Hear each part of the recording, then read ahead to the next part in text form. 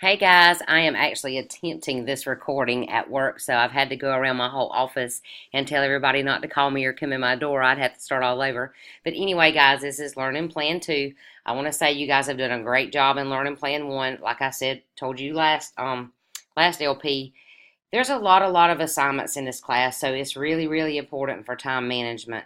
And looking over discussions because we had the introductions in the LP1, I've given full credit, but guys, make sure you look at the grading rubric because you need to have 4 replies plus your initial post to get credit on the discussions, okay?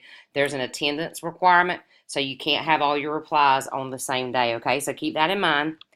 And let's move forward to Learning Plan 2 and see what we've got.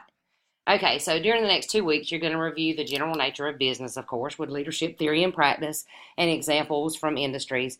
You're also going to prepare and review the information in each year's footwear industry report, competitive intelligence reports, and the company's operational reports to gain knowledge of market condition and the company's competitiveness in relation to their rivals as we head into the next decision round. And guys, keep in mind, I think I've told you this last time, the years in the BSG are huge. I mean, you think one little small change won't completely turn you around, it can. And I want to go ahead and tell you guys up front, you're not graded on the performance of your company. We're graded on the 2 quizzes in the BSG and the comp exam. And of course, doing the BSG helps you with all your assignments throughout the course, but as far as where you finish, that doesn't affect your grade. What you'll do is you'll get a certificate if your company wins and kind of bragging rights type of thing. And those certificates are pretty good to show, especially if you're applying for jobs or anything like that. So I don't want you guys to be scared to take risk because you need to take risk and you need to see how that affects your overall performance. So on the learning activities this week, and all this is, like I said, in your classroom D2L, consider your first 2 weeks of the BSG activities. The resources under the Players Material tab and teamwork. What did you find most informative and why? I mean, these are things just to think about in your mind. Make sure you read chapter 2, 3, and 9 in Factory Physics for Managers. Complete the assessment for the reading, which is not the same as a seminar assessment. These are things that you just kind of do in your head, guys. So you want to, of course, review the last competitive intelligence reports. And remember, guys, I told y'all to pull those on Monday. They will disappear. So you're also going to participate in the discussion too, driving forces. And remember, guys, see the rubric on the grading policy. Week 3, you're going to work on strategy and decisions for year 12. I'm sure you guys are probably already doing that. And unless they've changed this, I actually asked them to change this. I hope they did because there was year 11 and it's actually year 11 is the first year and they had it as year 12. So don't let that throw you in the BSG because it's kind of laid out there for you. So I hope they made that change. They didn't let me know if they did or not. So anyway, you're going to work on your strategy and decisions for the years identified according to the class schedule. You're going to complete the BSG quiz too. You have 75 minutes. I think I give you guys longer this time. But anyway, if you run out of time or anything happens with your computer, just let me know. And I will tell you guys this. On the quizzes in the D2L, if you run out of time or if something happens, I cannot individually reset those. So some of y'all will see on the quiz 1 and LP1 that I actually gave you 2 attempts. And that's how, and I have to give it to the whole class. So, and I'll use the high score. So don't go back and do quiz 1 because I'm in the process of grading. And grades are actually due Sunday night at midnight. So I won't have those done in the next day or 2. I actually have 2 classes of you guys. And so it's tons of work for me too. So just imagine. Anyway, you're going to complete the LP2 quiz. That was what I was just talking about. You're going to view the LP2 seminar, which is what you're doing now, and complete the assessment. And I'll give you the assessment later on. So guys, when you look at strengths, you want to look where do we intend to go and why? What do we need to do and when? And how to best get the job done. And focus on the who. I put up some characteristics for you guys to take a look at of envision workplace strength. It's important to think strategically. You want to set a visionary destination. You think inventively. You generate imaginative ideas. You think creatively, pioneer new ideas, and brainstorming new ideas. And brainstorming is something that I do a lot in my place of business. Of course, I'm an elected treasurer, so I have a team of people and a team of supervisors, and we always at least once a week sit around our conference room table and brainstorm how we can make things easier and make things better. And that's a strength in business. I tell people all the time that the most expensive phrase in business is we've always done it that way. So just always remember that. It's a good tool to use and a good thing to keep in mind, because just because you've always done it that way doesn't mean it's the best way. So here's some characteristics of the design workplace strength. You analyze situations, you define clear policies, you define detailed objectives. Of course, you got a budget. You establish clear performance measures, and then you judge performance objectively. And then you make decisions by numbers. I always tell my people, even if we're interviewing staff, I want the whole ship to go down. I don't want to be the only one to go down with the ship and be the only one making the decisions around here if an employee works or if they don't. If we all make decisions together, you're all vested, and that works well in business. So I also included some characteristics of the build workplace strength. You implement standard processes. You implement step-by-step procedures. You implement important projects, implement integrated programs. You implement proven methods, practical solutions, and roles and responsibilities. And all of these things are self-explanatory. And I know I'm kind of going through this kind of fast, but I'll give you guys where I found this information. Well, actually, there it is on this slide. So, characteristics of the operate workplace strength. You want to build personal relationships. That's always important.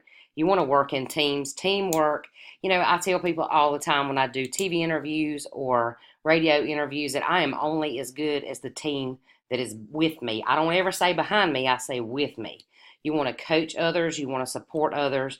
You've got to be able to relate to people in doing so. Communication is key in any kind of relationship, whether it's business, personal, anything. And then you want changing spontaneously.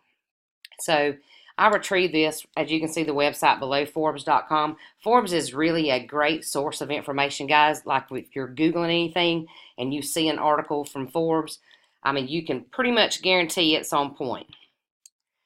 So when we think about weaknesses, an organization's weaknesses are another example of internal characteristics that affect operations and level of performance. Identifying weaknesses helps an organization spot problems so it can make necessary changes. And the key to weaknesses is trying to actually spot them before they happen, kind of thing. And I know that seems unreasonable or maybe impossible, but you really can. This strategy allows decision makers to develop a more appropriate alternatives in their strategic planning when operations fail to perform as projected. And what we do is when I have my staff meetings and we sit around the table and we discuss things, we also look at both sides of the coin. This can improve this way, and this is how it makes it so much better. But on the other side of the coin, we look at problems that can arise. So you really can predict your weaknesses or failures that could possibly happen, or at least you do your best.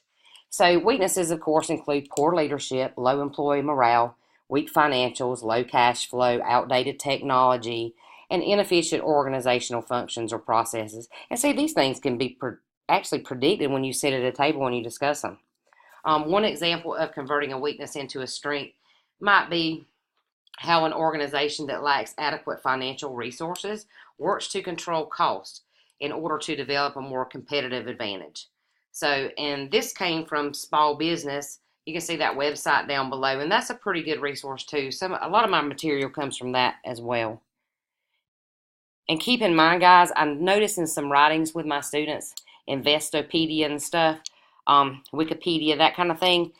When you get a little bit higher, like in doctoral work, you can't use stuff like that because they're not peer-reviewed sources. So when you see a Forbes or a Harvard Business Review and things like that, most of the time those are peer-reviewed and you can pretty much bet on what they're saying. Anyway, let's move on to assignment 2-1. You're going to work on strategy and decisions for year 12.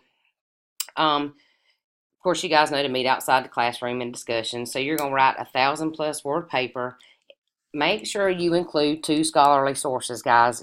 That's an easy way to lose point, is not cite your sources or not include the scholarly sources. And what you're going to ask yourself is which of the companies is competitively the strongest, which is the weakest, Does the strongest company appear to have significant competitive advantage over the other two companies? Why or why not? Now this is a individual assignment, okay? So make sure you do this individually. And then, of course, you have your resume. And I did turn off the originality for this, guys. You only really have one resume unless you make up one. So I've never liked that idea, so I do cut the originality scores off of this. So if you have used the resume in the past, that's okay. You can use it again. Just make sure it is very detailed. And guys, keep in mind, a resume that's really over 2 pages is probably a little bit overkill. Keep in mind you're selling yourself. So make your words strong, positive, highlight your strengths.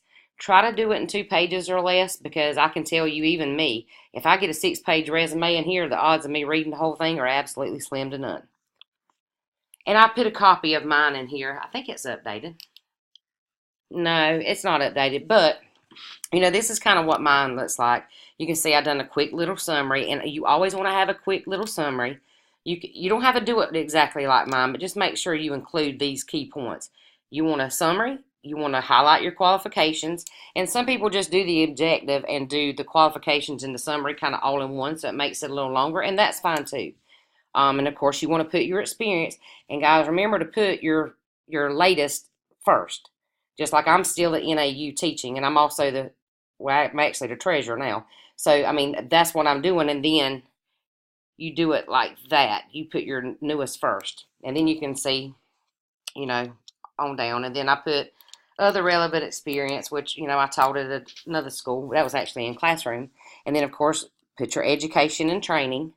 And mine is 2 pages, guys. I just had to break it up like this on the PowerPoint. And then my research and projects, of course, I put my doctoral dissertation. And for this, I put my relevant coursework, which you don't have to do. This is more of what I use whenever I apply at universities and stuff. So you don't have to do that. Excuse me. Okay. So the seminar assessment this time is actually going to be a group exercise, okay? Make sure you all submit to the Dropbox, but you all have a submission, because I can't put you a grade in the Dropbox if you don't submit something. So, and I always try to tie these things pretty close to your assignments, so you're already looking at these things because you do have so many assignments. So what we did on this one, excuse me, what are the weapons of competition that rival companies in the athletic footwear industry can use to gain sales and market share? Are there any driving forces in the industry in which your company is competing? What impact will these driving forces have? Will they cause competition to be more or less intense? Will they act to boost or squeeze profit margins? List any 2 actions your company should consider taking in order to combat any negative impacts of the driving forces. And then another thing is, what do you see as key factors for being a successful competitor in your industry? List at least 3. Now, guys, this does not have to be 1,000 words. I want you to answer the questions here, but I want you to you don't have to do 1,000, 1,500 words. That's a bit much, a little overkill. Plus, I have to read it. So keep it around, 250 words, 350 words. I mean, enough to get your point across, but you don't have to do overboard on this. Okay, and to sum things up, make sure you watch the tutorials. I can't even talk. Tutorials in the BSG. Take a look at the PowerPoint slides and talk to your teammate. And guys, again, time management is critical in this class. So, like I've told you guys before, if you need anything, send me an email.